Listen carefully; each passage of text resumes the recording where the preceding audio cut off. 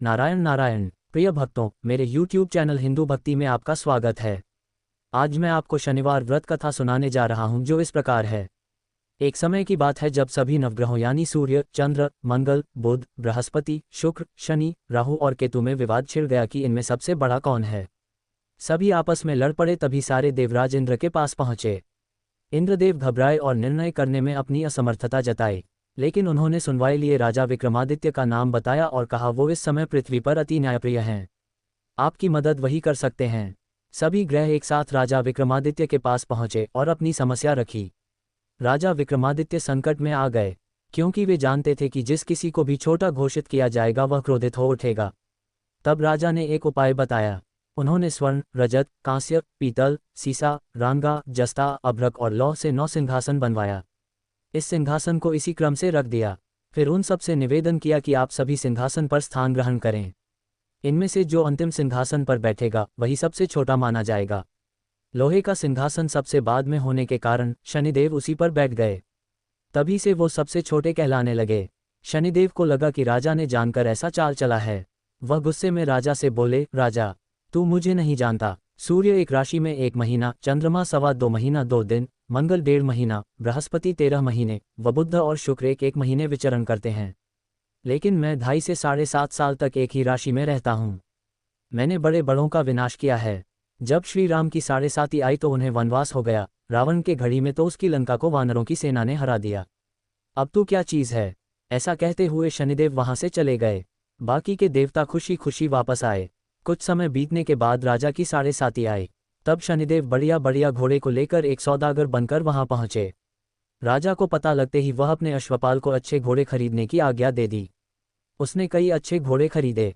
उनमें से एक सर्वोत्तम घोड़े राजा को सवारी के लिए दिया। राजा के सवार होते ही वह घोड़ा सरपट वन की ओर भागने लगा। भीषण वन में पहुंचते वह गायब हो गया। इसके बाद राजा घनघोर जंगल में बिल्कुल अकेला भूखा प्यासा भटकता रहा। तब एक ग्वाले ने उसे पानी पिलाया। राजा प्रसन्न हुए और उसे अपनी अंगूठी दे दी। इसके बाद राजा नगर की ओर चल पड़ा। वहां उसने अपना नाम उज्जैन निवासी वीका बताया। उस नगर में एक सेठ की दुकान पर उसने कुछ देर आराम किया। भाग्यवश उस दिन सेठ की खूब बिक्री हुई थी, तो सेठ खुश होकर अपने साथ घर लेकर गए और राजा को खाना खिलाया। वहां उसने एक खूंटी पर एक हार टंगा देखा, जिसे खूंटी निगल रही थी। थोड़ी देर में पूरा हार गायब था। सेठ को लगा कि वीका ने ही उसे चुराया है। उसने वीका को कोतवाल के पास पकड़वा दिया। फिर वहां के राजा ने भी वीका को चोर समझा। उसके हाथ पैर कटवाकर नगर के बाहर फेंकवा दिया। वहां से एक तेली गुजर रहा था, जिसे देख दया आई। उसने वीका को अपनी गाड़ी में बैठाया। इसके बाद उस राजा की शनिदशा समाप्त हुई। वर्षा ऋतु आने पर राजा मल्हार गीत गाने लगा।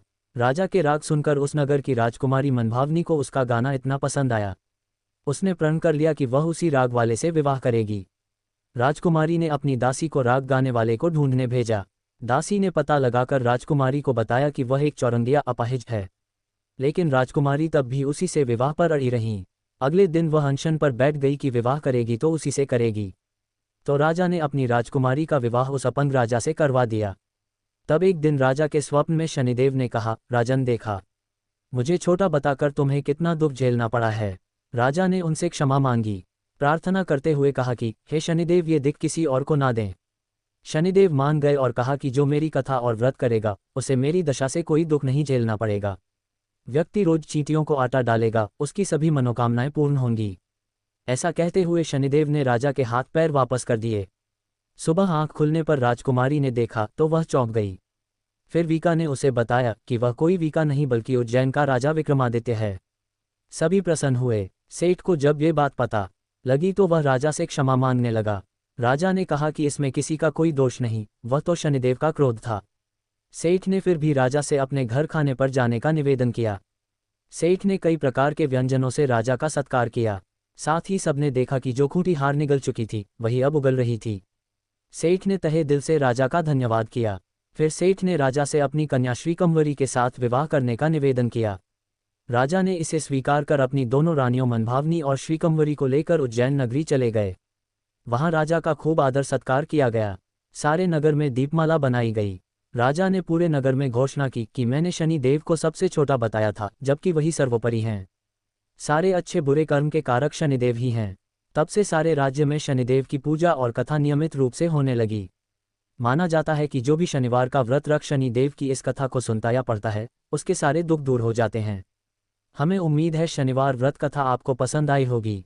अगर आपको ये कथा पसंद आई है तो चैनल को सब्सक्राइब, लाइक और शेयर जरूर करें। ऐसे ही व्रत कथा सुनने के लिए जुड़े रहें मेरे YouTube चैनल हिंदू भक्ति के साथ।